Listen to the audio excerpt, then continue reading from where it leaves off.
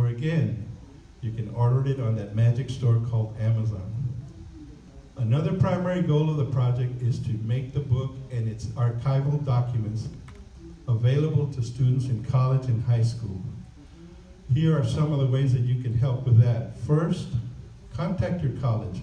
Ask them if the book is in their library. If not, ask them to order it. Second, for the high school you attended, contact the principal's office. Ask them to order it for the school library or send them a gift copy.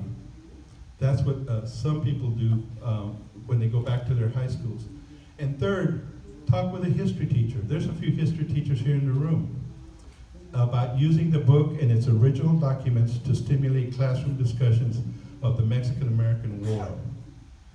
The author is Dr. Hogan is going to release a packet of lesson plans to help teachers guide these classroom discussions.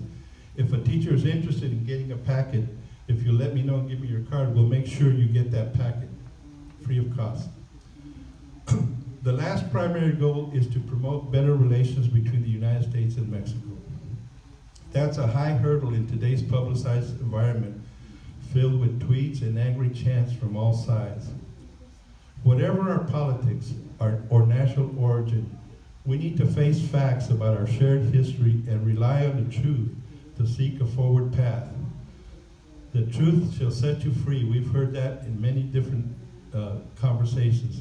It's a common tenet in academic circles, although it originated in the Bible, John 8:32. You can help by reaching out to others in the community and sharing the facts about Lincoln's legacy for support of Mexico. Maybe you can even lead a discussion of the book and its archival documents.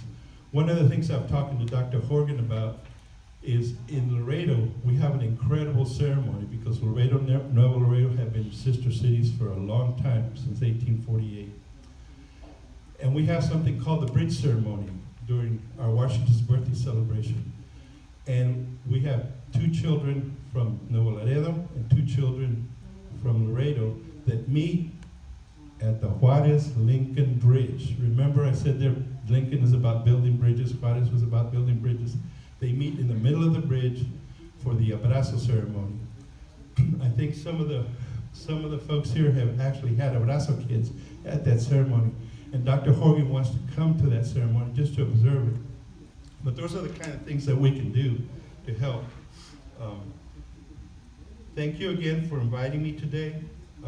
You know what they say, what happens in San Antonio never stays in San Antonio.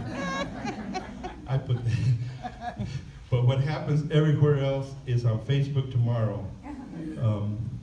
And so please take a little time to look at the book.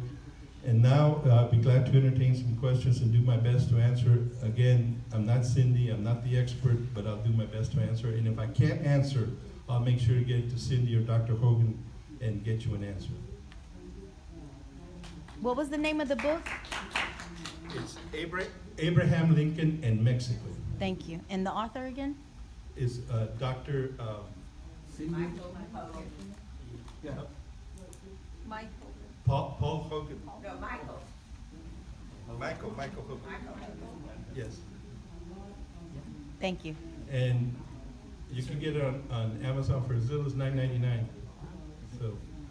Thank you. This whole topic reminds me of something that I recall when it was a movie that came out, and the Univision was saying the movie that the United States people do not want you to view, and that was the story of the San Patricios.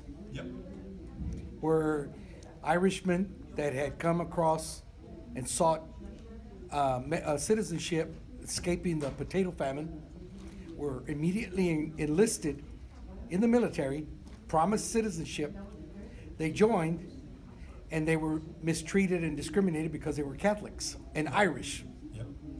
Does everybody know about the San Patricio Brigade? They were U.S. soldiers that went to Mexico and fought on the Mexican side. A musician named Ry Cooder has devoted an entire album to them. It's great Irish music. Yes, and they're celebrated in Mexico. Yes, yes. That's They the are. battle against with the French? No.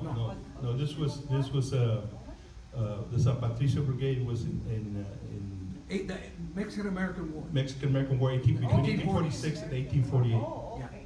yeah. The only reason that the French invaded Mexico during our Civil War is because they knew that our hands were tied. I mean, the United States' hands were tied and would not be able to honor the Monroe Doctrine that, United States, Canada, and Mexico had this agreement that they would come to each other's aid. And France knew that the United States could not come to Mexico's aid, so they came in and moved in. Yes, sir. I was gonna say that Dr. Hogan also wrote a book about the Irish. Oh, yes, he did. Yes, he So- did. So, That- addressing that point. It's called The Irish Soldiers, yeah, Right. that's correct, he has. He's an incredible guy. I think we're gonna bring him to Austin in February. And he's gonna make a presentation through the Aguila Alliance to the Mexican American Legislative Caucus, and hopefully to a journalism class at the University of Texas. Any other questions? Yes, ma'am. You might also mention. I can't hear too good. If you're talking about Lincoln, you might also mention the other people that were very much opposed to the war. I'm thinking of somebody like Thoreau, another senator that Haynes, not positive, don't quote me on this, but the decision to wage the war was won by one governor. Like it's mentioned in the book, they only debated it for 2 days. These were the days when they would debate things for weeks, and they only debated it for 2 days. I think what happened to Polk is what happened to President Johnson. The Gulf of Tonkin persuaded President Johnson we should get more firepower into Vietnam, and President Polk was presented with a much larger scale death of American troops in that battle, and he was able to sell that bill of goods to the House and the Senate, and that's how they declared war. But yeah, there was enough senators. That's part of the reason why they rushed it through, because they did not want to debate it, because there was enough opposition, particularly from the North, because they also knew the winds of war were coming for them. There was a lot of discord between the North and the South at the time about a number of issues, not just about slavery.